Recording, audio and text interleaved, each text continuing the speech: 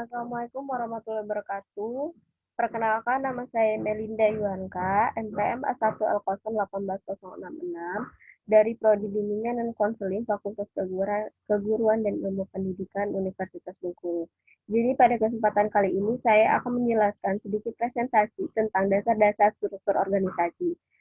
Kepada teman-teman, mohon disimak penjelasan dari saya berikut ini. Yang pertama, apa itu struktur organisasi? Struktur organisasi adalah bagaimana pekerjaan yang dibagi-bagi, dikelompokkan, dan dikoordinasi secara formal. Elemen dalam mendesain struktur organisasi ini ada spesialisasi kerja, departementalisasi, rantai komando, rentang kendali, sentralisasi, dan desentralisasi formalisasi. Kita bahas terlebih dahulu tentang spesialisasi kerja. Spesialisasi pekerjaan dibagi lagi. Pengertian dari spesialisasi pekerjaan itu ialah sejauh mana tugas-tugas dalam organisasi dibagi dalam beberapa pekerjaan tersendiri. Contohnya yaitu dalam suatu produksi mobil, seseorang akan memasang roda kanan, depan, dan orang lainnya akan memasang roda kiri dan depan. Dengan memecah pekerjaan menjadi tugas kecil yang baku dan berulang-ulang, maka dalam waktu 10 detik mampu memproduksi satu mobil. Kategori departementalisasi menurut fungsinya, yang pertama adalah fungsi yang ingin dijalankan. Contoh dari fungsi yang dijalankan ini adalah seorang manajer manufaktur mengorganisasikan sebuah pabrik dengan cara memisahkan para ahli teknik, akuntansi, manufaktur, personalia, dan persediaan dalam berbagai departemen. Keuntungan dari cara pengelompokan semacam ini adalah didapatnya efisiensi dari disatukannya para spesialis yang sama. Keuntungan dari cara ini adalah pengelompokan semacam ini adalah didapatkannya efisiensi dari disatukannya para spesialisasi yang sama. Yang kedua ada produk yang dihasilkan. Contoh dari produk yang dihasilkan ini adalah struktur organisasi Proter, dan Gamble yang disusun berdasarkan lini produk. Tiap produk utama seperti Tide, Pampers, Charmin, dan Pringles ditempatkan di bawah otoritas seorang eksekutif yang memiliki tanggung jawab global penuh atas produk tersebut. Keuntungan dari cara pengelompokan ini adalah meningkatkan akuntabilitas terhadap kinerja produk, karena semua kegiatan yang terkait dengan sebuah produk tertentu berada di bawah kendali seorang manajer tunggal. Yang ketiga ada faktor geografis. Contoh dari faktor geografis ini ada fungsi penjualan mungkin terbagi ke dalam wilayah barat, selatan, barat tengah, dan timur. Setiap wilayah ini pada dasarnya merupakan departemen yang diorganisasi secara geografis. Yang terakhir ada proses. Setiap proses membutuhkan keterampilan yang berbeda. Metode ini dapat menjadi dasar pengkategorisasian kegiatan homogen. Yang terakhir adalah contoh dari proses ini dalam pembuatan surat izin mengemudi atau yang biasa disebut dengan SIM. Seseorang harus melewati beberapa tahap masing-masing yang ditangani oleh sebuah departemen sendiri. Contohnya polisi sebelum menerima SIM. Bagi yang belum tahu, pengertian dari departementalisasi ini adalah dasar yang dapat dipakai untuk mengelompokkan pekerjaan secara bersama-sama. Yang kedua ada rantai komando. Rantai komando adalah garis wewenang tanpa putus yang membentang dari puncak organisasi ke eselon yang paling bawah dan menjelaskan siapa tanggung jawab kepada siapa. Elemen-elemen dalam mendesain struktur organisasi ini ada wewenang atau authority yang merupakan hak yang melekat dari dalam sebuah manajerial untuk memberikan perintah dan untuk berharap bahwa pemerintah tersebut dipatuhi. Kemudian ada kesatuan komando merupakan gagasan bahwa seorang bawahan harus memiliki satu atasan saja yang kedepannya ia bertanggung jawab secara langsung.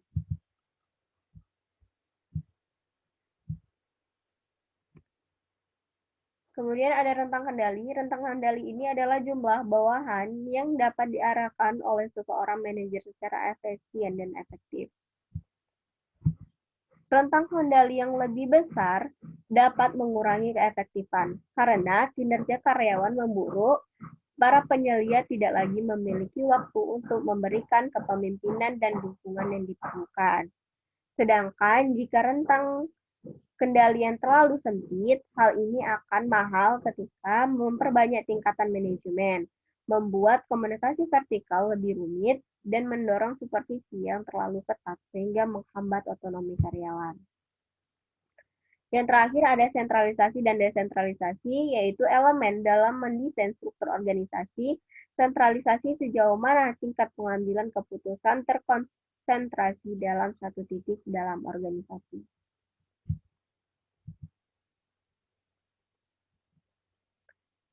Kemudian ada formalisasi, yaitu elemen dalam mendesain struktur organisasi sejauh mana pekerjaan-pekerjaan di dalam struktur organisasi ini dilakukan. Organisasi dengan formalitas yang rendah, perilaku pekerjaan relatif tidak terprogram, dan karyawan memiliki banyak kebebasan untuk menjalankan diskresi mereka terkait dengan pekerjaan. Organisasi dengan formalitas tinggi, ada deskripsi tugas yang jelas, beragam, aturan organisasi, dan prosedur yang didefinisikan secara tegas. Contoh dari formalisasi ini yaitu pekerjaan yang memiliki sedikit formalisasi, yaitu pedagang buku perguruan tinggi keliling, yaitu perwakilan penerbit yang mendatangi para profesor untuk memberitahukan terbitan-terbitan terbaru dari perusahaan mereka, memiliki kebebasan dalam menjalankan pekerjaan mereka. Yang kedua, contoh yang kedua, pekerjaan yang memiliki formalitas tinggi, yaitu posisi administrasi dan redaksi di perusahaan penerbitan yang sama, yang karenanya karyawan diwajibkan sudah hadir di kantor sebelum pukul 8 pagi, atau kalau tidak, akan dipotong gajinya setengah jam bila sudah di kantor langsung mengikuti serangkaian prosedur yang telah ditetapkan.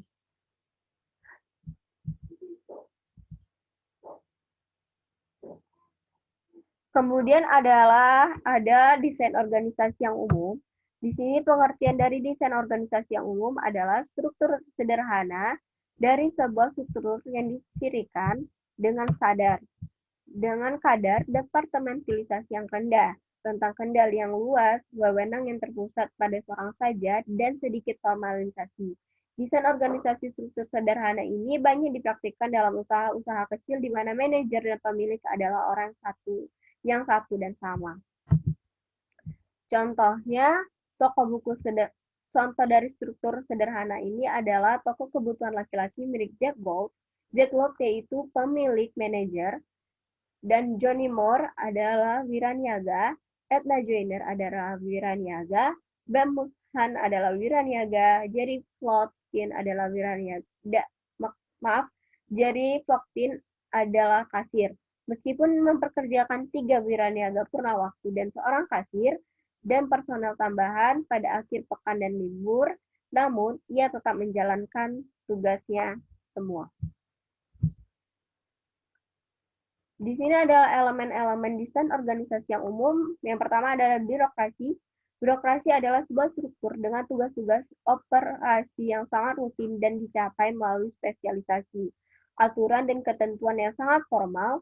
Tugas-tugas yang dikelompokkan ke dalam berbagai departemen fungsional berwewenang terpusat, rentang kendali yang sempit, dan pengambilan keputusan yang mengikuti rantai komando. Dari kekuatan birokrasi ini adalah kemampuan menjalankan kegiatan-kegiatan yang terstandar secara sangat efisien.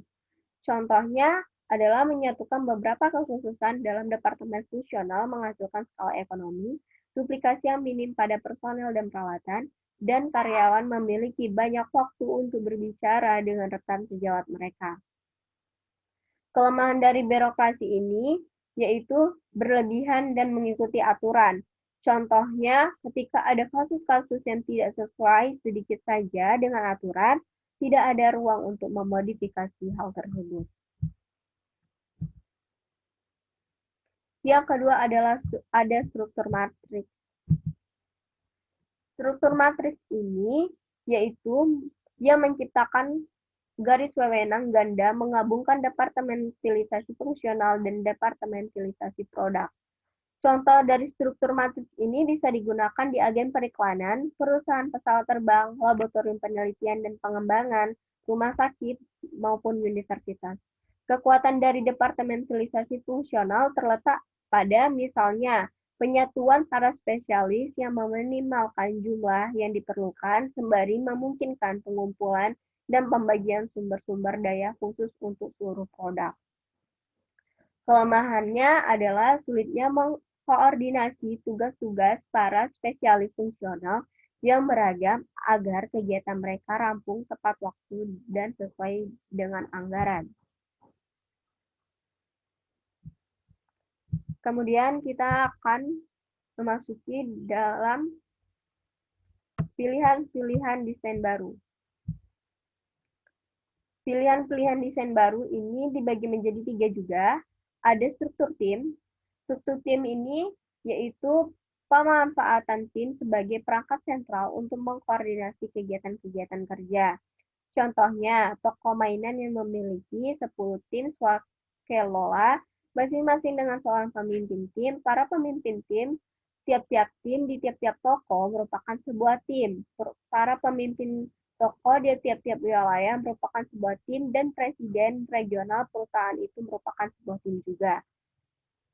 Yang kedua ada organisasi virtual atau jaringan, yaitu organisasi inti kecil yang menyubkontrakkan fungsi-fungsi utama dari bisnis. Contohnya Newman's Own, yaitu menjual makanan sekitar $190 juta setiap tahun meskipun hanya mempekerjakan 18 orang.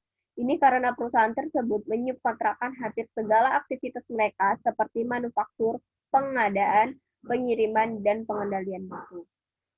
Yang ketiga ada organisasi Nibratas, yaitu sebuah organisasi yang berusaha menghapuskan rantai komando, memiliki rentan kembali yang tak terbatas, dan mengganti departemen dengan tim yang diberdayakan.